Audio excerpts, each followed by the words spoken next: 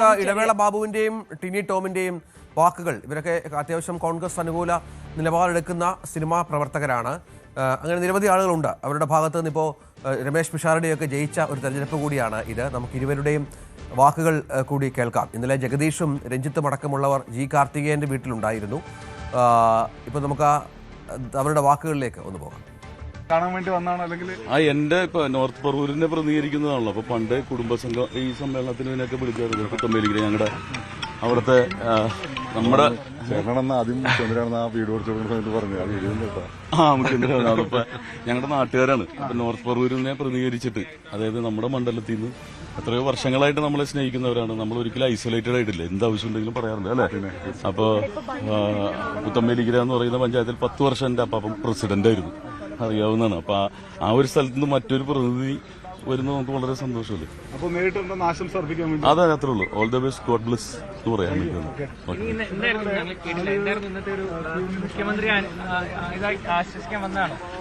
ഞങ്ങളൊക്കെ നോർത്ത് പറവൂരിൽ നിന്ന് തന്നെ അവിടെ ജനിച്ചു വളർന്നിട്ടുള്ള ആൾക്കാരെ. അപ്പൊ നമ്മുടെ അവിടുത്തെ കുടുംബസംഗമത്തിന് ഇതിനൊക്കെ എന്നെ ഇവർ വിളിക്കുമായിരുന്നു.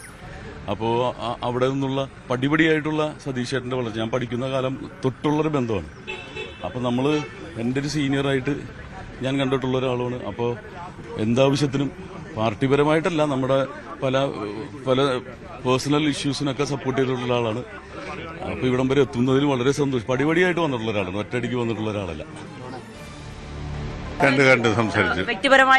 വ്യക്തിപരമായിട്ടുള്ള വിസിറ്റ്. നേരത്തെ തന്നെ നല്ല ആളാണ്. പഴയ കോൺഗ്രസ്സുകാരായിട്ടുള്ള എല്ലാവർക്കും ഉണ്ട്.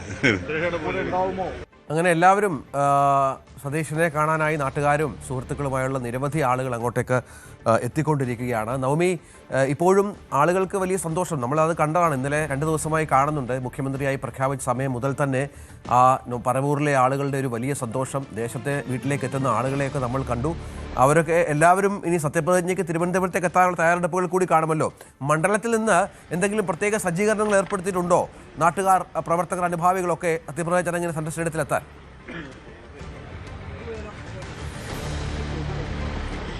എന്തായാലും ഒരു വാഹനം തിരുവനന്തപുരത്തേക്ക് പോകുന്നുണ്ടെന്നാണ് നമുക്ക് അറിയാൻ സാധിക്കുന്നത്. എറണാകുളം DCCയുടെ നേതൃത്വത്തിലുള്ള പ്രവർത്തകർ തിരുവനന്തപുരത്തേക്ക് അദ്ദേഹത്തിന്റെ സത്യപ്രതിജ്ഞ കാണുന്നതിന് വേണ്ടിയിട്ട് പോകുമെന്നാണ് നമുക്ക് അറിയാൻ സാധിക്കുന്നത്. ഇനി എത്ര ബസ്സുകളിലായിരിക്കും ആളുകൾ എത്തുക എന്നതിൽ ഒരു കൃത്യമായിട്ടുള്ള കണക്ക് ലഭിച്ചില്ല. എന്തായാലും എറണാകുളത്ത് നിന്നും, പ്രത്യേകിച്ച് അദ്ദേഹത്തിന്റെ പറവൂർ മണ്ഡലത്തിൽ നിന്നും പ്രവർത്തകരും അദ്ദേഹത്തെ സ്നേഹിക്കുന്നവരും ഒക്കെ പോകും എന്നുള്ളത് ഏറെക്കുറെ ഉറപ്പായിട്ടുണ്ട്. അവരെല്ലാം കാത്തിരുന്ന ഒരു ദിവസമാണ് ഇനി തിങ്കളാഴ്ച. അവരെല്ലാവരും കാത്തിരുന്ന ഒരു നിമിഷമാണ് അദ്ദേഹത്തിനെ മുഖ്യമന്ത്രിയായി പ്രഖ്യാപിക്കുക എന്നത്. അദ്ദേഹത്തിന്റെ സത്യപ്രതിജ്ഞ കേൾക്കുന്നതിന് വേണ്ടി കാത്തിരിക്കുന്ന ഓരോ ജനങ്ങളുമുണ്ട് പറവൂർ മണ്ഡലത്തിൽ. എന്തായാലും അതിന്റെ മുന്നോടിയായിട്ടുള്ള അദ്ദേഹത്തിന്റെ സ്വീകരണങ്ങൾ, അദ്ദേഹം വരുന്ന ഇടങ്ങളിലൊക്കെ എത്രമാത്രം സ്വീകരണം അദ്ദേഹത്തിന് ലഭിക്കുന്നു എന്നത് കാണുമ്പോൾ തന്നെ മനസ്സിലാകും. ഇന്നലെ നമ്മൾ അദ്ദേഹം എയർപോർട്ടിലേക്ക് വന്നിറങ്ങുമ്പോൾ, രാത്രി 7 മണിയായി അദ്ദേഹം എയർപോർട്ടിൽ വന്നിറങ്ങിയപ്പോൾ എന്തൊരു തിരക്കായിരുന്നു, എന്തൊരു പ്രവർത്തകരുടെ ആരവമായിരുന്നു, മുദ്രാവാക്യം വിളികളായിരുന്നു, പലതരത്തിലുള്ള മുദ്രാവാക്യം വിളികളായിരുന്നു. അദ്ദേഹത്തെ കൃഷ്ണനെ പോലെ ഉപമിച്ചുകൊണ്ടുള്ള ഒരു മുദ്രാവാക്യം വിളിയൊക്കെ നമ്മൾ കേട്ടു. KSUവിന്റെ പ്രവർത്തകരുണ്ടായിരുന്നു, യൂത്ത് കോൺഗ്രസ് പ്രവർത്തകരുണ്ടായിരുന്നു. എന്തായാലും എയർപോർട്ട് ഇന്നലെ വലിയ ജനസാഗരമായിരുന്നു. അദ്ദേഹത്തിന് പുറത്തേക്ക് ഇറങ്ങാൻ പോലും വലിയ ബുദ്ധിമുട്ടി. മാധ്യമപ്രവർത്തകർക്കൊക്കെ വലിയ ബുദ്ധിമുട്ടുണ്ടായി. നമ്മുടെ ഉപകരണ ക്യാമറയും ട്രൈപോഡ് അടക്കമൊക്കെ കേടുപാടുകൾ സംഭവിക്കുന്ന തരത്തിലായിരുന്നു ഇന്നലത്തെ പ്രവർത്തകരുടെ ഒരു തിരക്ക്.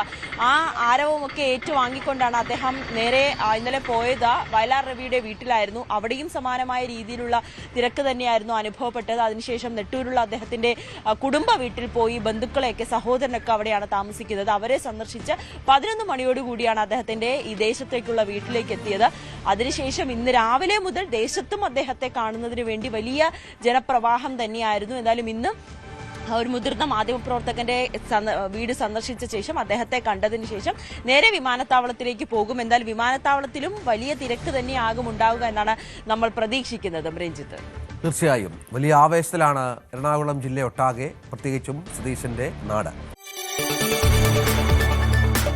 കൂടുതൽ വാർത്തകൾക്ക് News 18 Keralam YouTube channel subscribe ചെയ്യുക.